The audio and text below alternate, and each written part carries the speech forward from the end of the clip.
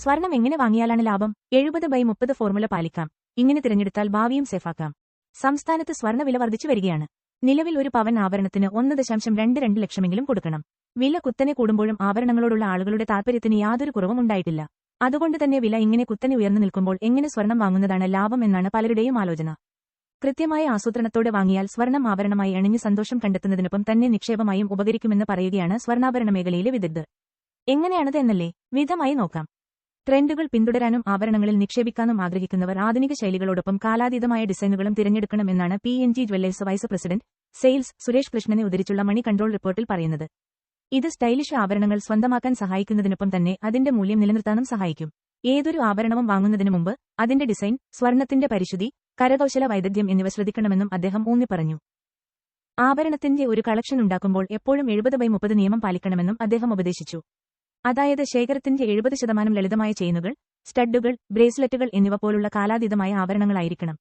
ഇവ സുരക്ഷിതവും എപ്പോഴും ആവശ്യക്കാരുള്ളതുമാണ്. ശേഷിക്കുന്ന 30% നിറമുള്ള രത്നങ്ങൾ, ഗോൾഡ് നെലേസുകൾ അല്ലെങ്കിൽ മിക്സഡ് മെറ്റൽ ഡിസൈനുകൾ പോലുള്ള ട്രെൻഡി ആഭരണങ്ങളാവാം.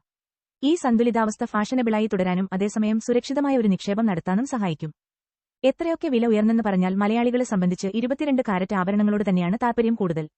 നിക്ഷേപ താൽപര്യത്തോടെയാണെങ്കിൽ 22 കാരറ്റ് തന്നെയാണ് ഉത്തമം. എന്നാൽ 18 കാരറ്റ് സ്വർണവും ഇപ്പോൾ ട്രെൻഡായി തുടങ്ങിയിട്ടുണ്ട്.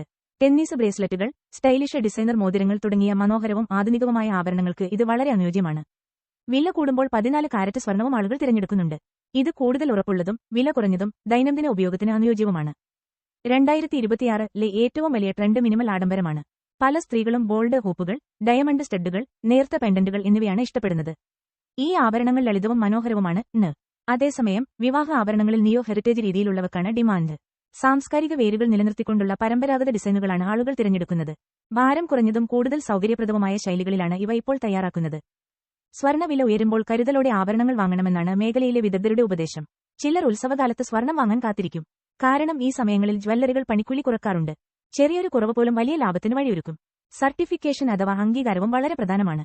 BIS ഹാൾമാർക്കിംഗും HUID പരിശോധനയും സ്വർണത്തിന്റെ പരിശുദ്ധി ഉറപ്പാക്കാൻ സഹായിക്കുന്നു. പ്രശസ്തരായ ജ്വല്ലറികളിൽ നിന്ന് വാങ്ങുന്നത് ഭാവിയിൽ ആവശ്യമെങ്കിൽ ആഭരണങ്ങൾ വിൽക്കുന്നത് എളുപ്പമാക്കും.